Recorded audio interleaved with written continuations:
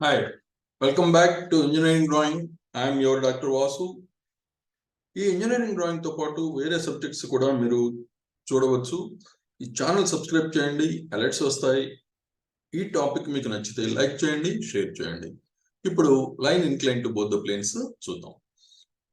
ఇక్కడ straight line AB అనేది దాని ట్రూ లెంగ్త్ ఇవ్వలేదు. దాని ఒక పొజిషన్ ఏ అనే పాయింట్ ఏ ఒక ఎండ్ యొక్క పొజిషన్ ఇచ్చారంటే ఫ్రంట్ వ్యూ లెంగ్త్ ఇచ్చి యాంగిల్ ఇచ్చి, అంటే అపరెంట్ యాంగిల్ అంటాం ఫ్రంట్ వ్యూలో ఆల్ఫా, అలాగే ఫ్రంట్ వ్యూలో, అలాగే టాప్ వ్యూలో కనిపించే యాంగిల్ బీటా, అపరెంట్ యాంగిల్ ఇచ్చి మనల్ని ట్రూ లెంగ్త్, ట్రూ ఇంక్లినేషన్స్ అంటే హెచ్పితో ఉండే యాంగిల్ ని థీటా అంటాం, విపితో ఉండే యాంగిల్ ని ఫై అని పిలుస్తాం. ఇవి కనుక్కోమన్నారు. సో ఇప్పుడు మనం అంటే రివర్స్ అనమాట. ఇంత క్రితం వీడియో ఒకసారి చూడకపోతే చూడండి, దానికి రివర్స్. అక్కడేంటి ట్రూ లెంగ్త్, ట్రూ ఇంక్లినేషన్స్ ఇస్తే మనం apparent angles, final projections draw చేస్తాం. ఇక్కడ రివర్స్. ఓకే, ఏం చేయాలో చూద్దాం. ఫస్ట్ ఇచ్చిన డేటాను రిప్రజెంట్ చేద్దాం. ఏ అనే పాయింట్ 10 mm అబౌవ్ హెచ్పి ఉంది. రిఫరెన్స్ లైన్ తీసుకున్నాం. ఒక పాయింట్ 10 mm హైట్ లో ఒక పాయింట్ తీసుకున్నాం, దాన్ని ఏ డాష్ అన్నాం. అలాగే 15 mm డిస్టెన్స్ లో ఇంకొక లైన్ డ్రా చేసి ఆ డిస్టెన్స్ లో ఒక పాయింట్ తీసుకున్నాం. ఏ డాష్ ఒకే ప్రొజెక్టర్ మీద ఉంటాయి కాబట్టి ఇక్కడ దీన్ని ఏ అన్నాం. ఇది ఫ్రంట్ వ్యూ, ఇది టాప్ వ్యూ. సో ఒక ఎండ్ ఫిక్స్డ్ అయిపోయింది. ఇప్పుడు ఫ్రంట్ వ్యూ అనేది, ఫ్రంట్ వ్యూ అంటే A dash B dash, final projections కి మనం డ్రా చేసేది front view. So front view alpha అనేది ఏం చేస్తుంది? ఆల్ఫా యాంగిల్ చేస్తుంది ఫ్రంట్ వ్యూ. అంటే ఒక ఆల్ఫా యాంగిల్లో మనం ఒక లైన్ డ్రా చేద్దాం. ఇచ్చిన ఫ్రంట్ వ్యూ లెంగ్త్ ఎంత ఇస్తే అంత, ఏ డాష్ బి డాష్ లెంగ్త్ తో. సో ఇక్కడ ఇచ్చిన డేటాని రిప్రజెంట్ చేస్తున్నాం. దీన్ని ఫ్రంట్ వ్యూ అన్నాం. ఒక ప్రొజెక్టర్ రిఫరెన్స్ లైన్ కి డ్రా చేసాం. Next top view is making beta. Top view అంటే టాప్ వ్యూ లెంగ్త్ ఎంతో ఇస్తారు. ఏబి అనేది టాప్ వ్యూ. అది ఏబి అనేది టాప్ వ్యూ అనుకుంటే అది బీటా యాంగిల్ చేస్తుంది, అపరెంట్ యాంగిల్. కాబట్టి దాన్ని కూడా ఈ యాంగిల్ బీటా యాంగిల్లో డ్రా చేసి మార్క్ చేసాం ఏబి. సో ఇది ఫైనల్ ఫ్రంట్ వ్యూ. ఇప్పుడు బి నుంచి కూడా ఒక ప్రొజెక్టర్ డ్రా చేద్దాం. ఇది టాప్ వ్యూ అంటాం, ఇది ఫ్రంట్ వ్యూ అంటాం. ఓకే, ఇది మనకి జనరల్ గా ఇచ్చేటటువంటి డేటా ఇదన్నమాట. ఈ డేటా నుంచి మనల్ని ట్రూ లెంగ్త్ కనుక్కోమని, ట్రూ లెంగ్త్, ట్రూ ఇంక్లినేషన్స్ అంటే థీటా, ఫై కనుక్కోమని చెప్తాం. సో ఏం చేయాలి, ఎలాగా? ఇక్కడ ఫస్ట్ మనం ఏం చేద్దాం అంటే పాయింట్ బి అనేది ఇక్కడ ఒక యాంగిల్ హెచ్పితో ఫస్ట్ మనం అబ్జర్వ్ చేయాల్సింది ఏంటంటే ఈ రెండు లైన్లు ఏబి కానీ, ఏ డాష్ బి డాష్ కానీ, ఏబి కానీ హెచ్పికి కానీ విపికి కానీ ప్యారలల్ గా ఉందా? ప్యారలల్ గా ఉంటే అప్పుడేమవుతుంది, ఈ line suppose parallel to VP ఉందనుకుందాం, అప్పుడు ఫ్రంట్ వ్యూలో ట్రూ లెంగ్త్ వస్తుంది. లేదా హారిజాంటల్ ప్లేన్ కి ప్యారలల్ గా ఉందా, టాప్ వ్యూలో ట్రూ లెంగ్త్ వస్తుంది. ఇక్కడ రెండు యాంగిల్ చేస్తున్నాయి. ఓకే, రిఫరెన్స్ లైన్ తో యాంగిల్ చేస్తూ ఉన్నాయి కాబట్టి ఇది line incline to both the case planes problem అవుతుంది. సో ఇప్పుడు ఏం చేయాలంటే ఇది కొంత యాంగిల్ చేస్తుంది. ఏబి అనే లైన్ హెచ్పితో యాంగిల్ చేస్తుంది, ఎంత అన్నది మనకు తెలియదు. అప్పుడు ఏం చేద్దాం అంటే ఈ పాయింట్ బి అనేది ఒక ఫిక్స్డ్ హైట్ లో ఉంటుంది.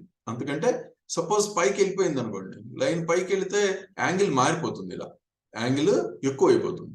లేదా ఈ హైట్ లేకపోతే సపోజ్ కిందకుంటే అప్పుడు యాంగిల్ తగ్గిపోతుంది. బి అనే ఈ లైన్ అనేది హెచ్పితో కానీ బిపితో కానీ ఫిక్స్డ్ గా యాంగిల్ చేస్తూ ఉంటుంది కాబట్టి ఇది బి అనే ఒక ఈ హైట్ లోనే ఉంటుంది. కాబట్టి దీన్ని మనం లోకస్ ఆఫ్ బి అని పిలుద్దాం ఫ్రంట్ వ్యూలో. అలాగే టాప్ వ్యూలో కూడా ఇది బి ఒకే డిస్టెన్స్ లో రిఫరెన్స్ లైన్ నుంచి ఉంటుంది, ఎందుకంటే యాంగిల్ విపితో మారదు కాబట్టి. సో బి నుంచి కనుక మనం ఒక లోకస్ లైన్ డ్రా చేస్తే అది locus of be in the top view అవుతుంది.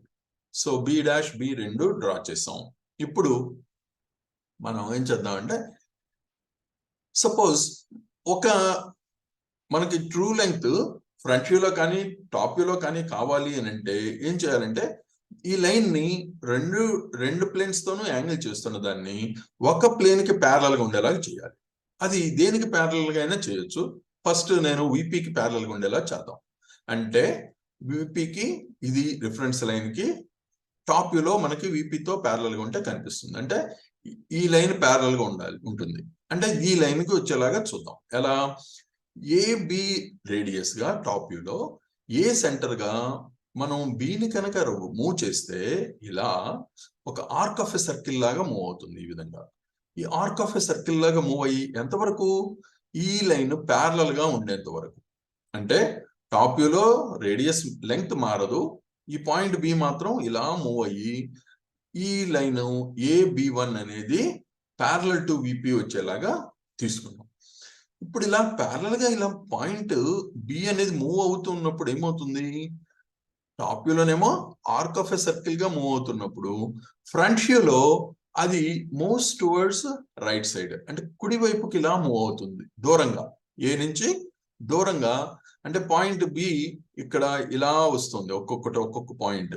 అప్పుడు ఈ పాయింట్ ఇక్కడికి వచ్చినప్పుడు బి ఇక్కడ ఉంటుంది, ఇక్కడికి వచ్చినప్పుడు ఇక్కడికి ఉంటుంది, అలాగే ఇక్కడికి వచ్చినప్పుడు ఇలా. అలా పాయింట్ బి ఏమవుతుంది? రైట్ సైడ్ మూవ్ అవుతుంది.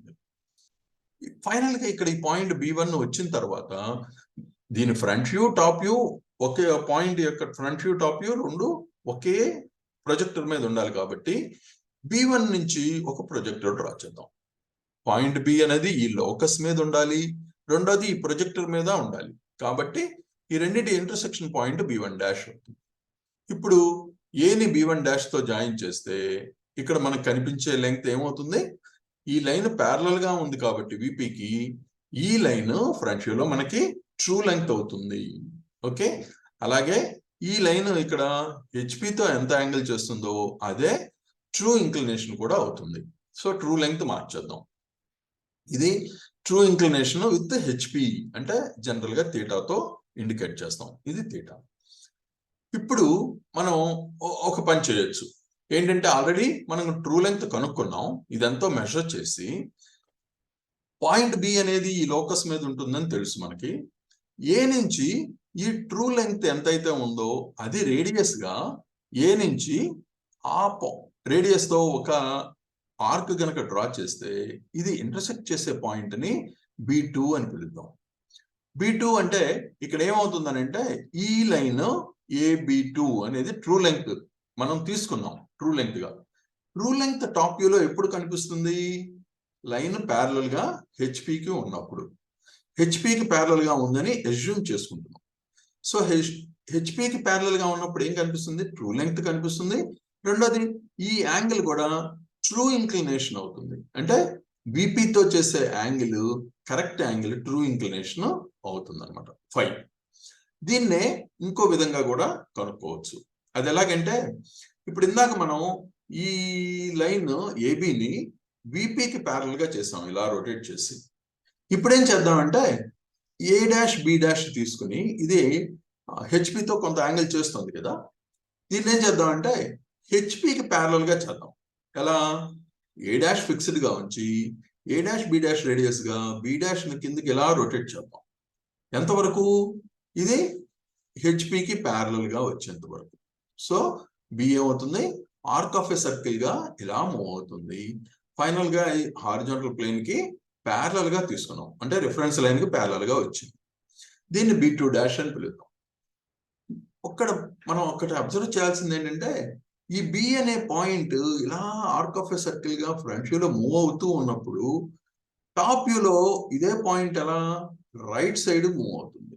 ఎందుకంటే సపోజ్ బి ఇక్కడ దాకా మూవ్ అయింది అనుకుందాం, అప్పుడు ఏమవుతుంది? టాప్ వ్యూలో ఇక్కడ ఉంటుంది. బి ఎప్పుడు ఈ లోకస్ మీదే ఉంటుంది, మనకి తెలుసు ఆ విషయం. ఈ లోకస్ మీద ఉండకుండా కొంచెం యువతలకు వచ్చిందన్నా లేక లోపలికి వచ్చిన యాంగిల్ మారిపోతుంది. కాబట్టి పాయింట్ బి అనేది ఎప్పుడు ఈ లోకస్ మీదే ఉంటుంది. సపోజ్ ఇక్కడికి వచ్చినప్పుడు ఈ పాయింట్ టాప్ వ్యూలో ఇక్కడ ఉంటుంది, ఇంకొంచెం ముందుకు వచ్చాక ఇక్కడికి వచ్చాక ఇది ఇక్కడ ఉంటుంది. అంటే ఏం జరుగుతుంది? స్లోగా రైట్ సైడ్ కి మూవ్ అవుతుంది. ఎంతవరకు? ఫైనల్ గా మనం ఎక్కడైతే ఆకామో అంతవరకు. ఇక్కడ బి2 డాష్ వచ్చిన తర్వాత మనం ఈ పాయింట్ ఆపేసాం. ఇప్పుడు బి2 డాష్ నుంచి కనుక ఒక ప్రొజెక్టర్ డ్రా చేస్తే అది బి2 అవుతుంది. ఇందాక మనం హెచ్పికి ప్యారలల్ గా తీసుకున్నప్పుడు ఏ బి2 ఏదైతే డ్రా చేసామో సేమ్ ఎగ్జాక్ట్లీ అదే పాయింట్ వస్తుంది. ఎందుకనంటే ఇప్పుడు ఏ డాష్ B1 డాష్ అంటే ట్రూ లెంగ్త్ రేడియస్ గా ఏ నుంచి మనం ఒక ఆర్క్ డ్రా చేసాం, అప్పుడు ట్రూ లెంగ్త్ వచ్చింది అన్నాం. ఇప్పుడు ఏం చేస్తున్నాం, మనం ట్రూ లెంగ్త్ మెజర్ చేయడానికి ఉపయోగపడుతుంది ఇది. ఇప్పుడు AB2 కనుక జాయిన్ చేస్తే AB2ని ఇది ట్రూ లెంగ్త్ అవుతుంది. అంటే ఇక్కడ ఇంకొక విధంగా కూడా టెస్ట్ చేసుకోవచ్చు. ఎలాగంటే ఇక్కడ మెజర్ చేస్తే సపోజ్ 99.5 వచ్చింది అనుకుందాం. ఓకే, 99 mm ఉంది లేదా 100 mm ఉంది. ఏది ఈ ట్రూ లెంగ్త్, ఇది కూడా 100 mm ఉండాలి ఎగ్జాక్ట్లీ. అప్పుడే మనం చేసిన ప్రాబ్లం కరెక్ట్ అనే అర్థం అవుతుంది. ఓకే, సో ఈ విధంగా కనుక ఇక్కడ మనం యాంగిల్ మెజర్ చేస్తే 5 వస్తుంది. ఇది ట్రూ ఇంక్లినేషన్ అంటే ట్రూ లెంగ్త్ కాబట్టి ఇది టాప్ వ్యూలో మనకి హెచ్పికి ప్యారల్ గా ఉంది కాబట్టి ఇక్కడ కనిపించే యాంగిల్ విపితో యాంగిల్ 5 చేస్తుంది. సో ఈ విధంగా మనం ట్రూ లెంగ్త్ కనుక్కున్నాం. ఇక్కడ కూడా టాప్ వ్యూలో కూడా ట్రూ లెంగ్త్ అవుతుంది. సో ఇది ట్రూ ఇంక్లినేషన్ విత్ హెచ్పి, ఇది true inclination with VP. So ఈ విధంగా మనం ట్రూ లెంగ్త్స్ కానీ ట్రూ ఇంక్లినేషన్స్ కానీ కనుక్కోవచ్చు. ఎప్పుడు ఫైనల్ ప్రొజెక్షన్స్ ఇచ్చి, అంటే front view, top view, final projections, upper and angles ఇలా ఇచ్చినప్పుడు. ఓకే, సో ఈ ప్రాబ్లం ఇంకొంచెం అనలైజ్ చేద్దాం. ఎలాగంటే సపోజ్ మనకి ఇచ్చిన డేటా ఇదేమో true length, right, A', B1', A', B' ఏమో ఫైనల్ ఫ్రంట్ వ్యూ, అలాగే AB2 true length of the line, AB final top view. Okay, ఈ యాంగిల్స్ కనుక మనం ఇలాగా ఇచ్చిన డేటాను రిప్రజెంట్ చేస్తాం. ఇక్కడ మనకి తెలిసింది ఏంటంటే ఇది లోకస్ అని తెలుసు ఫ్రంట్ వ్యూలో, అలాగే ఇది లోకస్ టాప్ వ్యూలో బి యొక్క. ఓకే, ఇప్పుడు ట్రూ లెంగ్త్ మనకున్న ఈ ప్రాబ్లంలో ఉన్న పారామీటర్స్ ఏంటో చూద్దాం. ఒకటి ట్రూ లెంగ్త్ A', B1' లేదా AB, రెండు కూడా ఏది తీసుకున్నా కూడా ట్రూ లెంగ్త్. నెక్స్ట్ ఇంకో పారామీటర్ ఏంటి, ఇది పారామీటర్ చూద్దాం. ట్రూ లెంగ్త్ సపోజ్ 100 mm అనుకుందాం. నెక్స్ట్ యాంగిల్ విత్ హెచ్పిని థీటాతో ఇండికేట్ చేస్తున్నాం మనం. యాంగిల్ ట్రూ ఇంక్లినేషన్ హెచ్పితో దాన్ని థీటా అన్నాం. అలాగే యాంగిల్ విత్ విపిని 5 అన్నాం. యాంగిల్ విత్ విపి అంటే ఇది, ఈ యాంగిల్ 5 అని పిలిచాం. అంటే AB2 లైన్ ఎంత యాంగిల్ చేస్తుందో విపితో దాన్ని యాంగిల్ 5 అంటాం. నెక్స్ట్ ఇది ఫైనల్ ఫ్రంట్ వ్యూ, దీన్ని మనం ఫైనల్ ఫ్రంట్ వ్యూ అని పిలుస్తాం. అది A', B'. అలాగే దీన్ని కూడా next apparent angle in front view. ఎలాగా, ఇది ఫైనల్ ఫ్రంట్ వ్యూ ఏదైతే ఈ హారిజాంటల్ ప్లేన్ తో చేస్తున్నట్లు కనిపిస్తుందో యాంగిల్, యాక్చువల్ ఇంక్లినేషన్ అయితే కాదు. ఎందుకంటే యాక్చువల్ ఇంక్లినేషన్ థీటా అని మనకు తెలుసు, ఇది ఎక్కువ యాంగిల్ చేస్తున్నట్లుగా కనిపిస్తుంది కాబట్టి దీన్ని అప్పర్ ఎండ్ యాంగిల్ అని పిలుస్తాం. సో ఈ అప్పర్ ఎండ్ యాంగిల్ ని ఆల్ఫా మెజర్ చేసుకోవచ్చు. నెక్స్ట్ టాప్ వ్యూ అంటే AB, దీన్ని టాప్ వ్యూ అంటాం. తర్వాత upper end angle in top view, ఇదే విధంగా మనకి టాప్ వ్యూలో కనిపించే యాంగిల్ బీటా. సో ఇది ఈ ఫైనల్ టాప్ వ్యూ ఏదైతే ఉందో అది చేసే యాంగిల్ బీటా అంటాం. సో వీటితో పాటు ఇంకొక పారామీటర్ మనకి ఈ ప్రాబ్లమ్స్ లో వచ్చేది ఏంటంటే A' అనేది ఒక ఎండ్ పాయింట్, ఒక A అనేది ఒక ఎండ్, B అనేది ఒక ఎండ్ లైన్ కి. ఈ A' అనేది ఒక ప్రొజెక్టర్, BB' అనేది ఇంకో ప్రొజెక్టర్. ఈ రెండిటి మధ్య ఉన్న డిస్టెన్స్ ని మనం డిస్టెన్స్ బిట్వీన్ ఎండ్ ప్రొజెక్టర్స్ అని పిలుస్తాం. అంటే దాన్ని ఈ విధంగా రిప్రజెంట్ చేయొచ్చు. ఈ రెండు, ఈ లైన్ కి మధ్య ఉన్న డిస్టెన్స్ బిట్వీన్ ఎండ్ ప్రొజెక్టర్స్ అని పిలుస్తాం. ఇప్పుడు మనకి మొత్తం ఎన్ని వచ్చాయండి, 8 పారామీటర్స్ వచ్చాయి. ఓకే, సో ఈ 8 పారామీటర్సే మనకి ఈ మెయిన్ ఎటువంటి ప్రాబ్లం తీసుకున్నా కూడా ఉండేది. దీన్ని మనం ఒక మ్యాథమెటిక్స్ లో ఒక ప్రాబ్లంతో పోలిద్దాం. మ్యాథమెటిక్స్ లో ఒక ప్రాబ్లం సాల్వ్ చేయమని మీకు ఇచ్చినప్పుడు ఏం చేస్తాం, కొన్ని పారామీటర్స్ ఇస్తారు, కొన్ని ఈక్వేషన్స్ ద్వారా ఆ మిగతా పారామీటర్స్ ఏవో ఉంటాయి అవి కనుక్కోమని చెప్తారు. XZ ఇచ్చి Y కనుక్కోమనో, లేకపోతే XY ఇచ్చి Z కనుక్కోమనో, అలా కొన్ని పారామీటర్స్ మనకి ఇవ్వడం జరుగుతుంది, మిగతా వాటిని కనుక్కోమని చెప్తారు. ఇక్కడ ఏం జరుగుతుందంటే మనకున్న పారామీటర్స్ అన్నీ కూడా 8.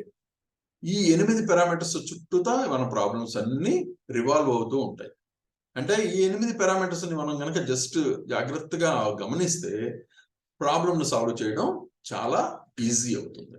ఓకే, హోప్ ఈ టాపిక్ బాగా అర్థమైంది అనుకుంటున్నాను. మీకు ఏమైనా డౌట్స్ ఉన్నా, క్వరీస్ ఉన్నా, లేకపోతే ఏమైనా సజెషన్స్ ఉన్నా కామెంట్ రూపంలో తెలపండి. సబ్స్క్రైబ్ చేయండి ఛానల్కి, like and share. Thank you.